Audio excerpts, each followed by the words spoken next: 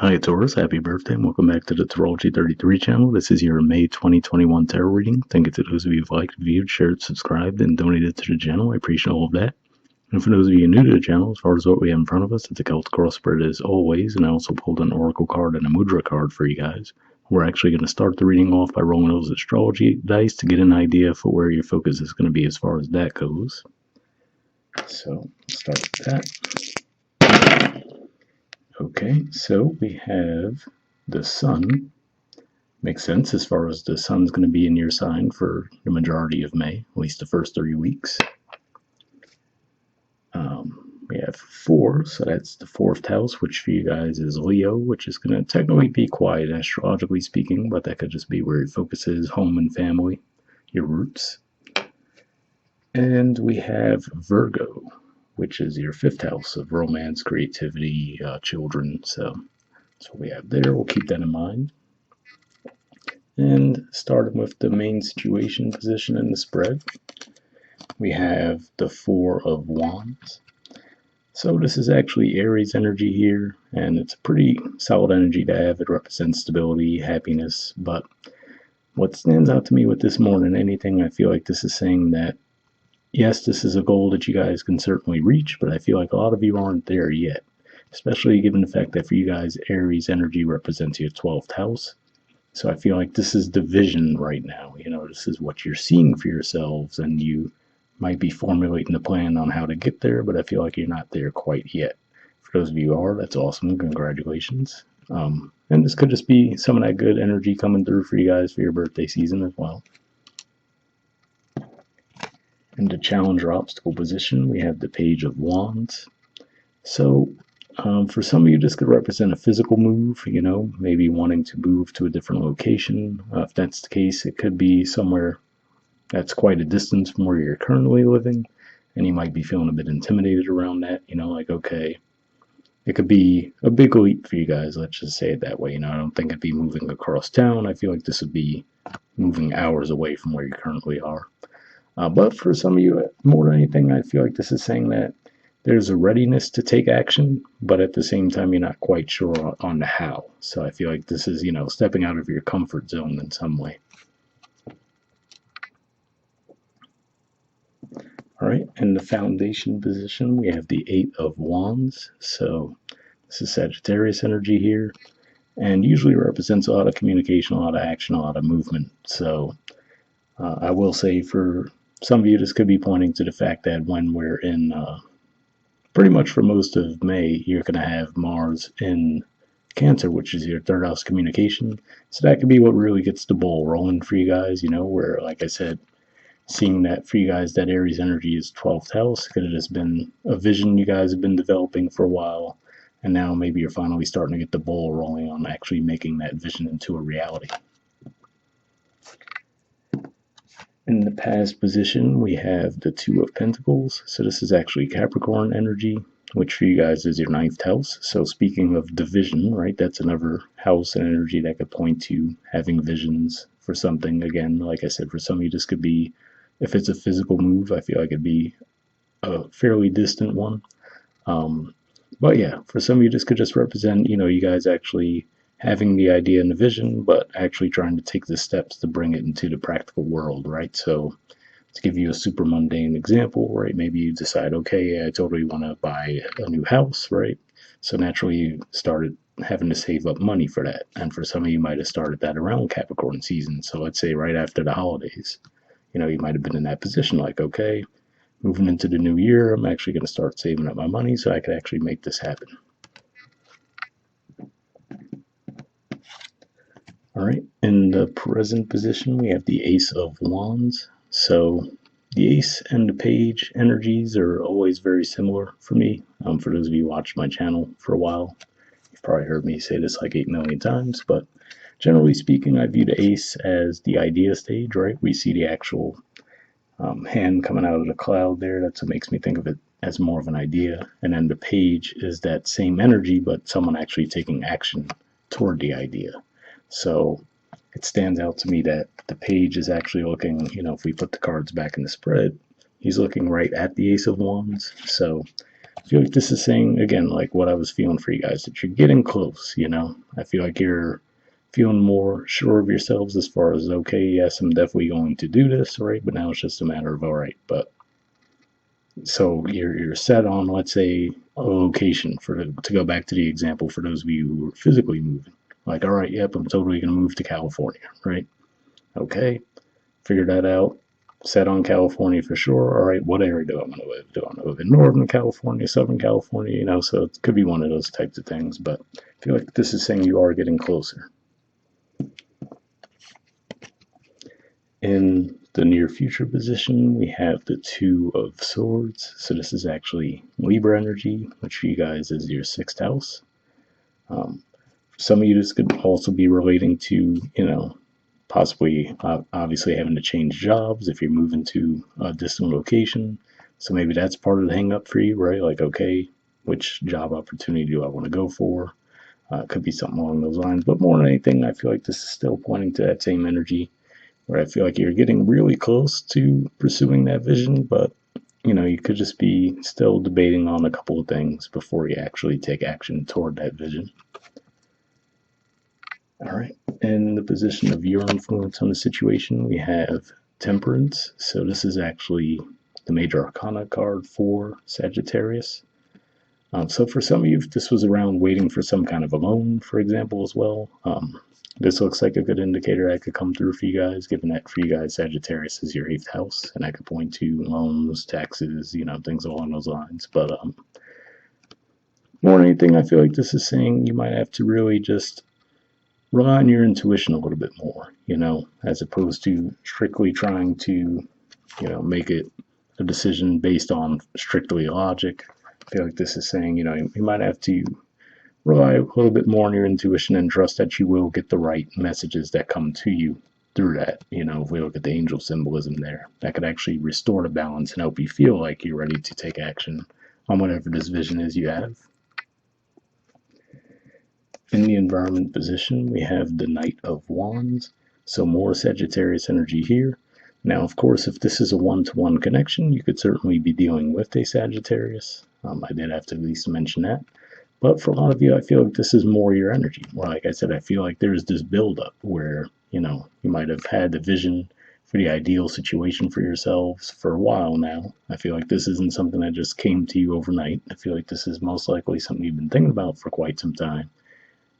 But now you finally get into that stage where you're ready to take action on it.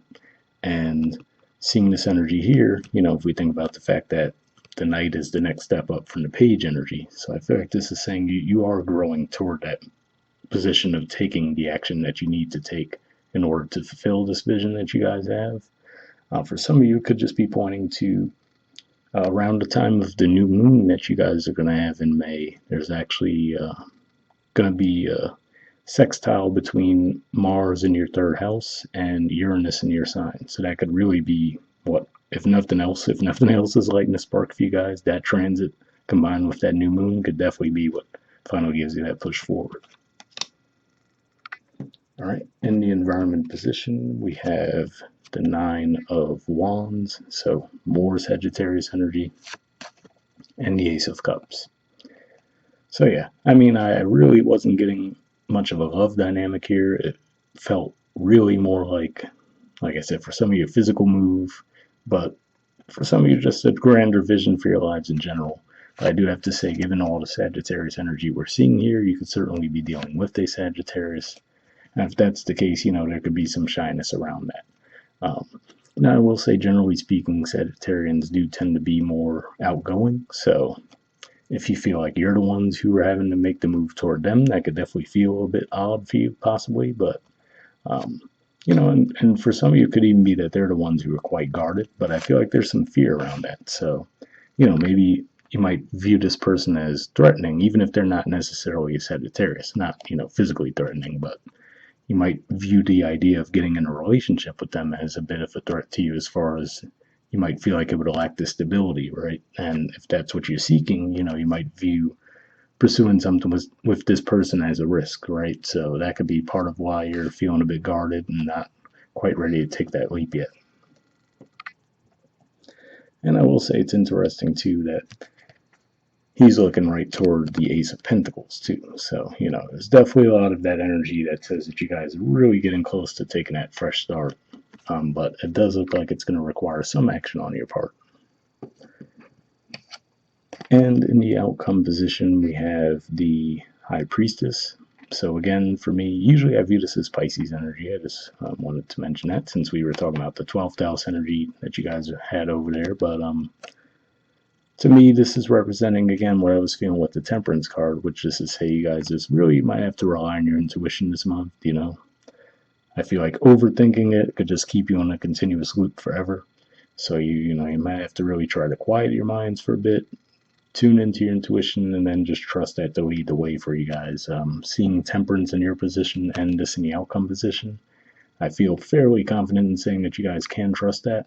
And again, especially given that moon symbol we see there, if nothing else, if you feel like you're spinning your wheels, keep an eye out for that energy when you guys have the new moon in your sign, because that could definitely be the little burst forward that you need. All right, so moving on to the Oracle card, you guys have Fork in the Road.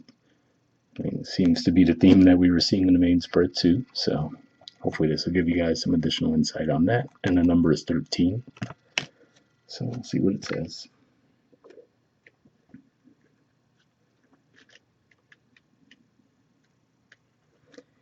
Okay, it says, time to make a decision, considering the consequences as you prepare to act, owning up to your obligation to make a necessary choice.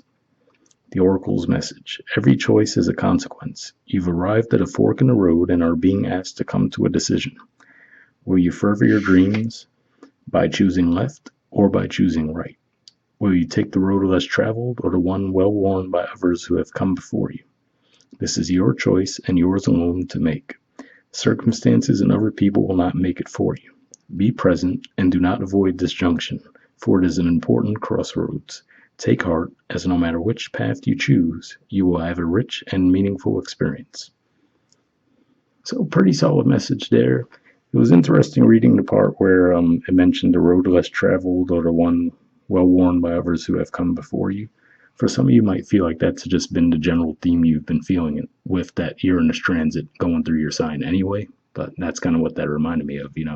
Generally speaking, a Uranus transit could be like that, where you feel that nudge to step outside your comfort zone and do something a little different. And, I did like the fact that it said that no matter which path you choose, you have a rich and meaningful experience. So for those of you, where, like I said, if you really are a bit stuck in your head, I feel like that's another indicator, like I was saying, to trust your intuition and just move forward.